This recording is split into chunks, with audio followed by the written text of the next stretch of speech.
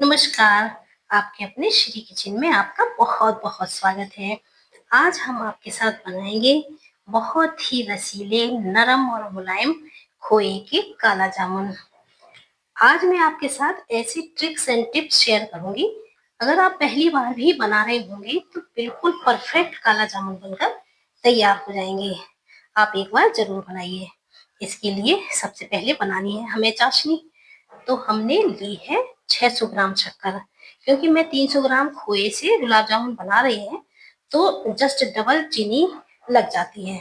इसमें डाल देंगे 1.5 कप पानी और इसको लगातार चलाते हुए हमें चीनी घुलने के 1 मिनट बाद तक चाशनी को पकाना है।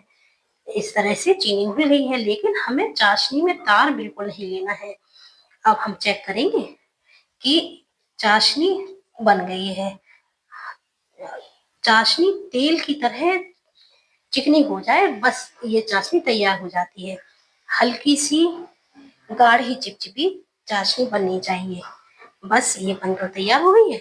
हम ढककर साइड में रख देंगे और मैंने लिया है 300 ग्राम घर का बना हुआ ताजा खोया। आप भी ताजा ही खोया लीजिए। अगर आपने फ्रिज में रखा हुआ खोया लिया है तो आप 4 से 5 घंटा पहले फ्रिज से निकाल के बाहर रख दीजिए। फिर इसी तरह से हल्के हाथ से आप मसलते हुए खोए को चिकना कर लीजिए। हमें हाथ को कड़ा बिल्कुल नहीं करना है। थोड़े से दाने भी रह जाएंगे तो कोई बात नहीं। इस तरह से मैंने चिकना कर लिया है। अगर आपका खोया थोड़ा ड्राई है तो आप 1-2 चम्मच दूध डालकर उसको थोड़ा सॉफ्ट कर लीजिए और इस तरह से फिर मलिए। अब ये देखिए बिल्कुल चिकना, बिल्कुल परफेक्ट खोया बनकर तैयार हो गया है। अब डालना है मैदा। मैंने चम्मच से देखें तो 4 चम्मच मैदा डाली है और अगर ग्राम में देखें तो 70 ग्राम मैदा मैंने इसमें डाल दी है। ये बिल्कुल परफेक्ट मेजरमेंट है। अब हमें मैदे और खोए को अच्छी तरह से मिक्स करना है। हमें हल्के हाथ से ही मिक्स करेंगे, जिससे कि मैदा खोया अच्छी तरह से मिक्स हो जाए। इस तरह से मैंने 2 से 3 मिनट तक खोए को मलकर मिक्स कर लिया है। अब हम स्टफिंग वाले ये काला जामुन बना रहे हैं, तो मैंने थोड़ा सा डो ले लिया है और उसमें मैंने 1 चुटकी लाल कलर पानी में घोलकर इसमें मिला दिया है। बिल्कुल थोड़ा सा ही मिलाना है और हम खोए को कलर में मिक्स कर लेंगे। ये लाल कलर का डो बनकर तैयार हो गया है। अब मैंने इसमें डाली है आधा चम्मच इलायची पाउडर। मैंने थोड़े से ड्राई फ्रूट्स भी कट कर लिए हैं।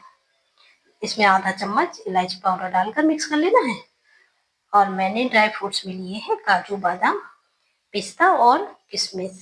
इन सारी चीजों को मैंने छोटे छोटे टुकड़ों में काट लिया है और अब हम इस रेड वाली डो में मिक्स कर देंगे और बना लेंगे छोटी छोटी लोइयां।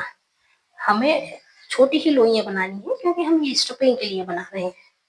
और इस तरह से हम इनको गोल करके बॉल्स बनाकर तैयार कर लेंगे। अब हम थोड़ा चेक कर लेते हैं कि ये हमारा डो परफेक्ट बना है या नहीं। कहीं हमें मैदा मिलाने की जरूरत तो नहीं है। अब हमने घी को गरम कर लिया है लो फ्लेम पर और एक छोटा सा पीस डालकर 5 मिनट तक तल लिया है। अब ये हम निकाल कर चेक करेंगे और मैंने ये तोड़ के देखा तो ये बिल्कुल जालीदार बन गया था अंदर। ये बिल्कुल सही है चेक करने में। जब ये जाली बन जाए इसके अंदर तो बिल्कुल परफेक्ट है।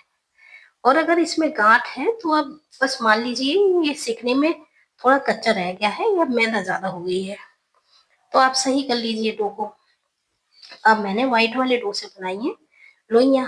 लोई थोड़ी सी चपटी कर ली और उसमें स्टफिंग वाला बॉल डालकर इस तरह से मैंने हल्के हाथ से घुमाते हुए गोल बॉल बना ली है। अब मैं दूसरा दिखाती हूँ बॉल की।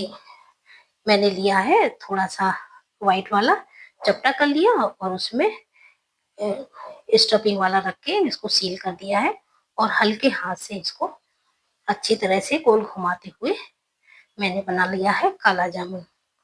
इसी तरह से हमें सारे काला जामुन बनाकर तैयार कर लेने हैं। बिल्कुल हल्के हाथ से ही हमें गोल करना है, दबाव नहीं डालना है। इस तरह से अब हमने कढ़ाई में डाला है घी, पहले मीडियम गर्म कर लिया है घी को, फिर लो फ्लेम पर हमें ये काला जामुन के पीस डाल देने हैं। हम पहले थोड़ी देर तक काला जामुन टच नहीं करेंगे और इस तरह से चम्मच से घी को काला जामुन पर चढ़ाते रहेंगे। थोड़ी देर बाद हम इनको हल्के हाथ से घुमा देंगे। ये थोड़े थोड़ी स्पॉट आ गए हैं इसमें, लेकिन कोई बात नहीं, जब ये सीख जाएंगे तो ये स्पॉट भी ढक जाएंगे।